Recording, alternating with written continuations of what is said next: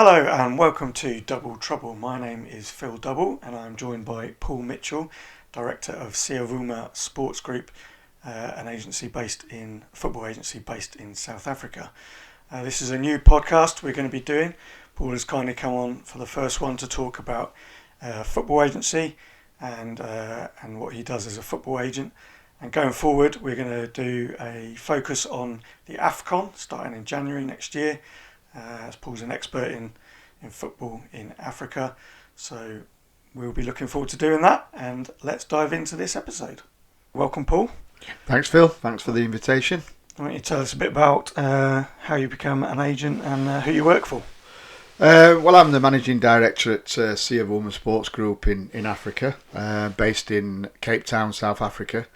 How did I get into the world of football agency? Well, I spent about 14-15 years in logistics management.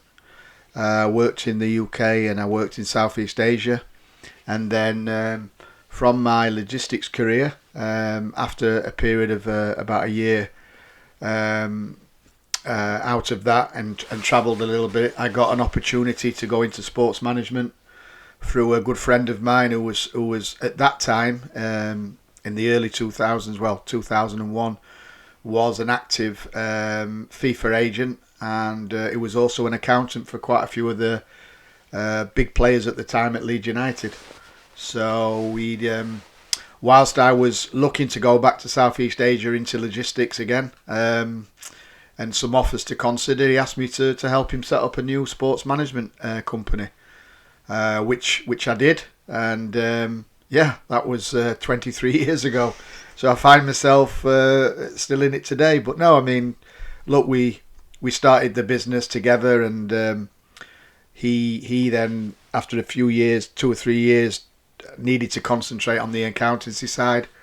So I kept running with the business, and predominantly at that time we were working in South America, Chile mainly, Chilean players. And then eventually Africa became my niche. I started working in Africa in about 2004. Doing some deals, and Africa became my niche, and I've worked predominantly in the African market for the last 19 years. So you've been doing it for quite some time now. What brings you to England to carry on your work here? Well, obviously I'm born and bred in the UK, being based and living in Africa for the last 15-16 years. So obviously we, under our company, Siyavuma Sports Group, we hold a joint venture with a big London-based company as well. And then obviously we have clients overseas. We've got clients in Denmark, in Germany, in Egypt, and other places in Europe.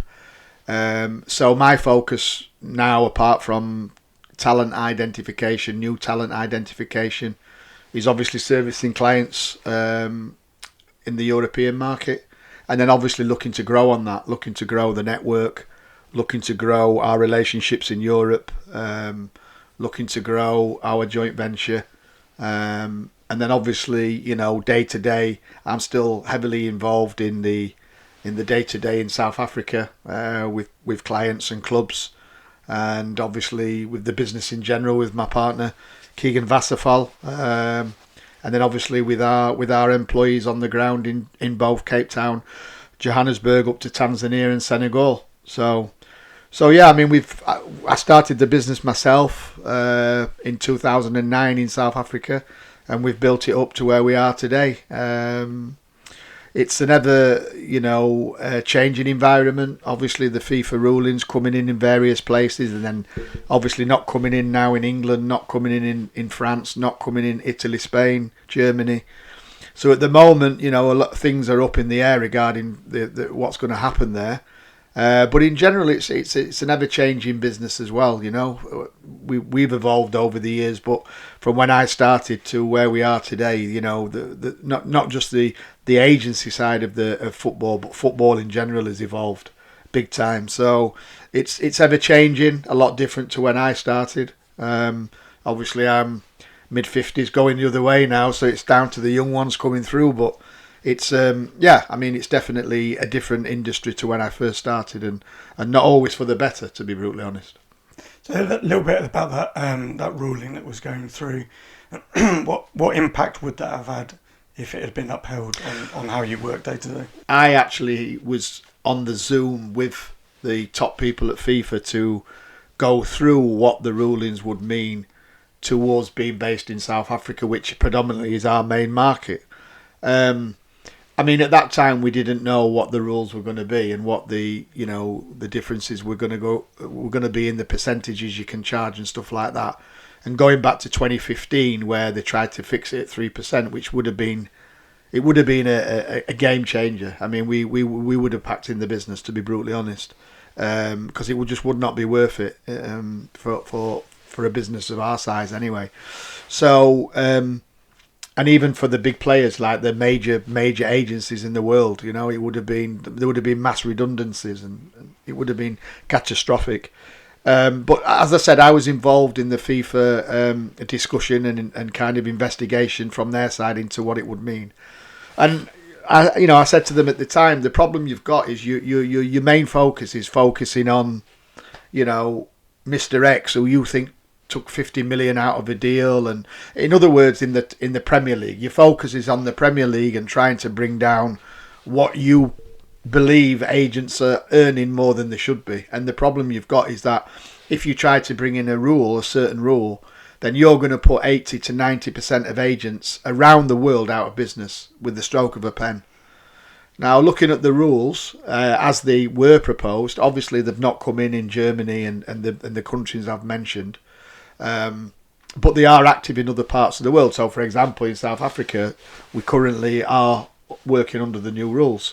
So, at the moment, it's a bit like a suck it and see situation where we have to see how it pans out. And the rules in terms of the percentages will have an effect on us, but what that effect will be, we only know going forward, because obviously there's different percentages for different pay scales. So, until we get into it in a year, it's very difficult to know. I don't think it'll be as devastating for us personally as one felt before.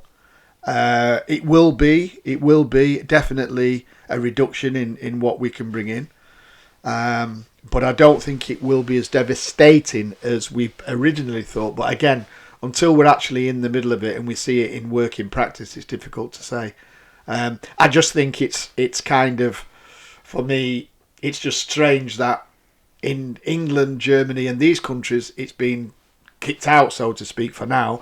But yet, in other countries, we're working to the rules. So it's like, well, how are we all under the same mother body? Surely FIFA should be saying a blanket stop on it for now, because it's unfair that in South Africa you're doing one thing, but in France you're doing another. It's very unfair. Let's talk about becoming an agent a little bit. Is there anything specific you need to become an agent, or can you just become an agent without any? No, I mean you can't just become an agent overnight. But everybody's story is different. I mean, some people have come into the agency business from a background in accountancy. Like I said to you earlier, my former partner, going back when I first started, was an accountant, but his interest in football, apart from his own personal interest, his interest in football came from his accountancy work, and that's how he became into the agency side.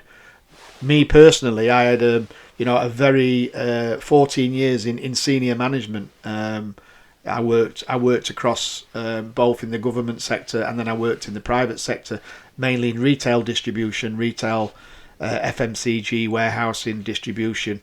So I came from a management background, which obviously held me in good stead, because I used to manage teams of people, up to 600 people at a time.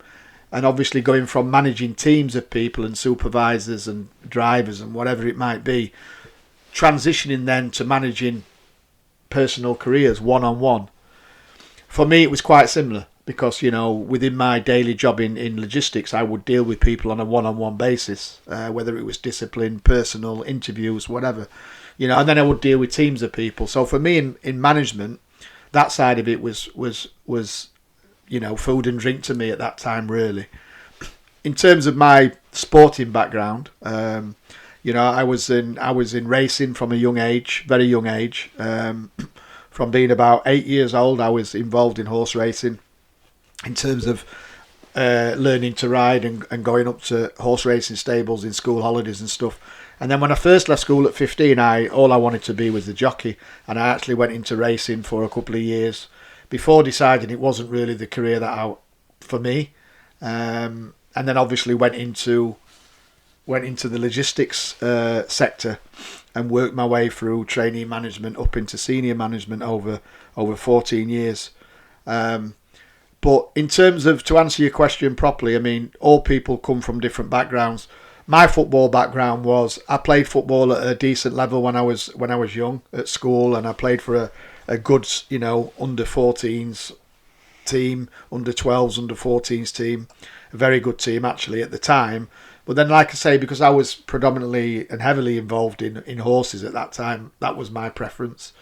But then, a couple of my friends made it. One in particular who's still, a close friend today, and is now one of the top agents in England. He played football at a high level at various clubs in England, and in them days I used to be at every game he used to play, and there was no real agents in them days, so I guess I used to do a lot of the things at that time, or know a lot about that side of the business, because like I say, agents were few and far between. So I sort of got to know a lot of people in the football space. So when I went into football, although I went in at the bottom, coming from senior management, started again at the bottom in football, I kind of knew quite a few people in the industry. So picking up that phone and doing a cold call, you might be calling somebody you actually know from 5 years before. So from my part, that helped me when I first got into football to sort of start building my network. But like I say, my network predominantly has always been overseas, so South America to begin with. And then very quickly, really, I became sort of involved in Africa. And I've basically worked in Africa, I would say, probably 17 years or more. And that's my speciality. So that's the way I got into it. And in terms of what does somebody need, you need a passion, you need a love for the game. There's plenty of training and courses and stuff like that you can do nowadays, but you have to have a passion. You have to have a passion for football. You need to be a people's person. You need to be good with people. You need to be able to communicate. You need to be able to communicate with not only players but with parents, with brothers, with sisters, because they're a big part of the game now. Not always for the better, to be honest, but they are a big part of what you do on a daily basis. So unfortunately, you have to be involved in that side. So yeah, I mean, there's plenty of things available that one young person coming in now can look to do. Obviously now the exams back in place. I don't know how long that's going to be for, whether that under the new rules will stay, I really don't know. But again, you can study for that. It's not something I believe you can just pick up a book, study and go and pass. I think it would take you some time to really get to know the rules. I mean, the rules have changed so much over the years. But there's plenty out there for people to be able to go and study, and there's courses on how to even become an agent nowadays. So they weren't there when I started, but yeah, I think that's what people can do to get into it. So in terms of actually getting a certificate or registering with someone, is that a legal requirement, or can anyone just go and represent? No, the legal requirement right now, although obviously in places it's different. So for example, the registration system in England is still in place, that we've had since 2015. So even though some people have been out, done the exam and passed, the registration system is still in place. So that's not changed at the moment. So it might change in time, but we don't know. We don't know what's going to happen if the rules have already, it's been to a tribunal and the tribunal have ruled in favour of the agents. What's the next step? We don't know. So again, in different parts of the world. So for example, in South Africa, they've had the exams and people have passed, and then people are the people that can work in the industry in South Africa. Hence, we have the FIFA licenses within our business. So we're covered. But like I say, different areas, different rules, and that for me is just not right because we're all under the same mother body, which is FIFA. So I think it's going to take time to work out. But in terms of a certification, you do need it if you're working in a country that is working under the new rules, which sounds crazy, but that's how it is at the moment. In terms of how people get how players get agents, or how you become an agent for a player, talk us through how that works. So, how does a youngster find an agent, or how does sometimes in the news you hear such and such as switch agencies? Talk us through a little bit. Yeah, there's different ways, Phil, to be honest. I mean, there's talent identification from our side. So we identify a player. We approach that player. That player doesn't have an agent, for example, and then we hold a couple of meetings, maybe more, maybe one. You never know. And we sign that client, So that's one way. The second way is recommendation. So a player is looking for an agent and gets recommended that he talks to us, for example, or talks to an agent. From a player's side as well, that he knows the agency he wants to join because he can see that agency is strong in the areas that he wants. So again, he would approach. So there's 3, 4, 5 ways of how you sign a client. So yeah. So as a general football fan, I've thought about seeing if I could become an agent once or twice maybe, and it seems a fairly glamorous and fairly easy job from the outside. You find a player who you can represent. You go and talk to a club, get them a transfer, get some money, go and sit on the beach. Can you talk about maybe some pitfalls about actually the reality of being an agent? Yeah, I mean, it'd be great if it was like that, but it's not. And I think in the public domain, agents don't have a great name in a lot of instances, and I think a lot of that comes from the public perception of a lot of the stuff they read in the media that is fundamentally not true, to be honest. When we hear the story, without mentioning names, of Agent X taking 40 million out of a deal, and everybody runs around, it's so greedy, these agents are so greedy. There's nobody, when they read the article, actually read the context of the truth. And that might be Agent X has the top player, he's managed to get him out of, I don't know, top club, Liverpool, for example. He's managed to get him out on a free. It might be a young player, and he says to another top club in Italy, I've got this rough diamond, I'm going to give you it for free, you're going to polish it, and you're going to sell that diamond for lots of money, but when you do, I want a slice of the pie. And that project comes off, and Agent X gets a good commission on that. That's not greed, that's good work, and that's what people don't see. They don't see the context to an event that may have happened. The Premier League, for example, is the biggest league in the world. But if you've got the biggest league in the world, what are the commodities of that league? It's the players. It's like you never hear in the media, or we certainly don't in this country, but you never hear about the greed of agents in America. So, agents in America never seem to get called greedy like the agents predominantly in England do, or agents as a cultural in thing. The world.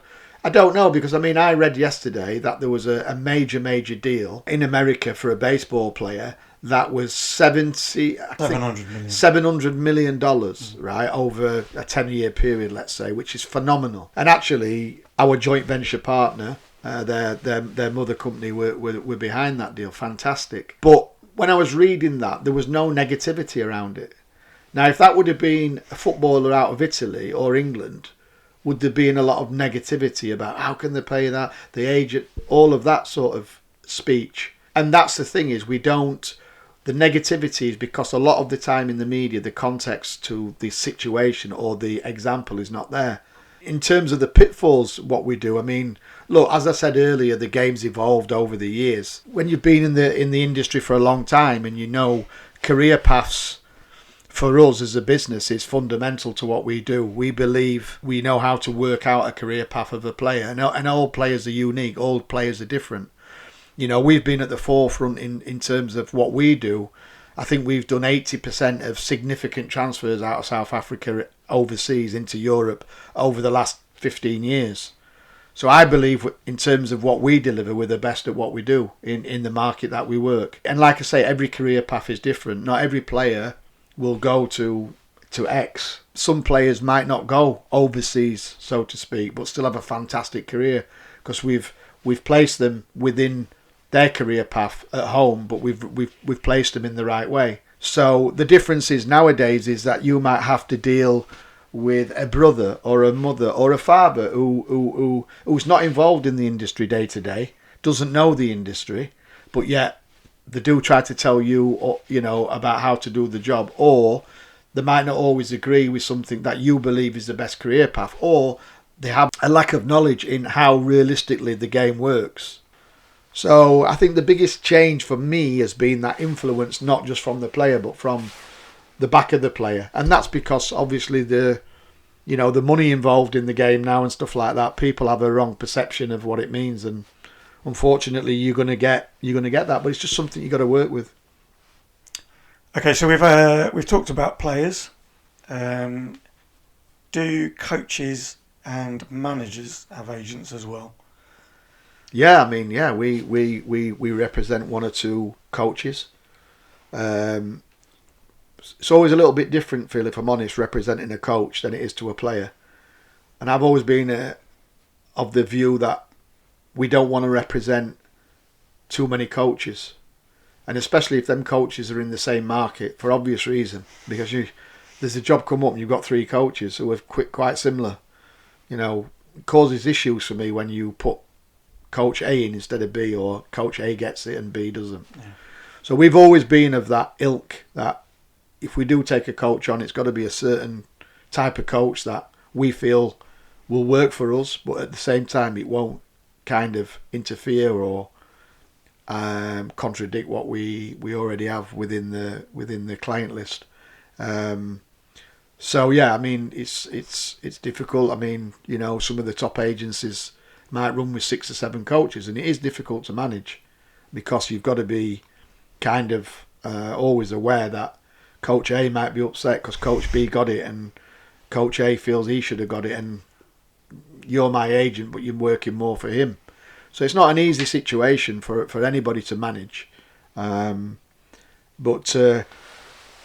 We've represented coaches over the years and we will continue to do that, but we're just strategic in who we actually take on. Do you find that's obviously different to players then? Do you find that players maybe do the same thing? So if for example you've got 2 right wingers and you feel one's a better fit for a club and the other one's not, do you find that the other one might come and say, well, why didn't you put me forward for that position? Yeah, you will get that from time to time, to be brutally honest. But that's something you can't really help.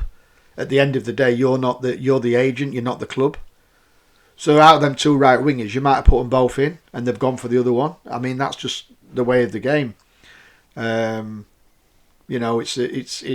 one of them things. We've always had a bit of a golden rule in terms of, if we've got a right back at a club, we won't then, if the club are looking for a right back, we wouldn't generally put another right back in, or if they've got a striker, or if we got a striker at the club and they're looking for another one, we probably wouldn't put it in unless it's a completely different type of striker. So if they've got our striker as a 9 and they're looking more for a 9.5, 10, then that's fine, because that it shouldn't interfere with your client at the club. Yeah. But if you've got a target man 9 and they're looking for another one, you've got to be careful there, because that can upset the apple cart. Definitely. So we've always had that golden rule that we take our time in terms of that. And if a player you had wanted to become a coach / manager and wanted to stay with you, obviously you'd keep them and try and... Yeah, we would. And we still have clients today that are ex-players but still clients. So, Matthew Boovel's been with me since 2009. He's finished his career. We are close friends away from the football pitch, but he's still a client. So you know, if things comes up for Matthew, he will always run it by me if he feels that he needs my advice, or if there's a negotiation to be done, he will always pass them to me or to Keegan. So yeah, we have that, and then you'll get some ex-clients that are, you know, will still kind of in a way assist us. So you might have an ex-client who might do some scouting. You might have an ex-client who actually works for the business, you know, and them kind of things. So that's pretty normal as well. Yeah. Great. I think that's a really good introduction into being an agent and football agency. As you can see behind me, we've got some decorative shirts. These are all based in Tanzania. This is the actual Tanzania shirt. This is Young Africans, one of the top sides in Tanzania, and then this is Singida, which is my hometown in Tanzania. And where my wife's from as well, Singida. So yeah, they have their ups and downs. They get reborn and things, but just to emphasise our focus on African football, Paul's obviously a bit more of an expert on African football. We're going to be looking forward to doing some podcasts about the AFCON coming up in January. Absolutely. So keep an eye out for those on the channel. Thanks very much, Paul, for this initial introduction into the podcast, and I very much look forward to speaking to you next time. And likewise, looking forward to the AFCON. Try and do a regular podcast through AFCON, taking in the games, looking ahead for the games. Obviously now the squads are just starting to get picked. South Africa's come out today, 1 or 2 questions there, to be honest. That's always normal. But yeah, looking forward to it, looking forward to the podcast, and looking forward to AFCON. Great. If you found us on YouTube, don't forget to subscribe to the channel for more content like this coming forward. Give us a like, and don't forget to share it with your friends. And we will see you next time. Thank you.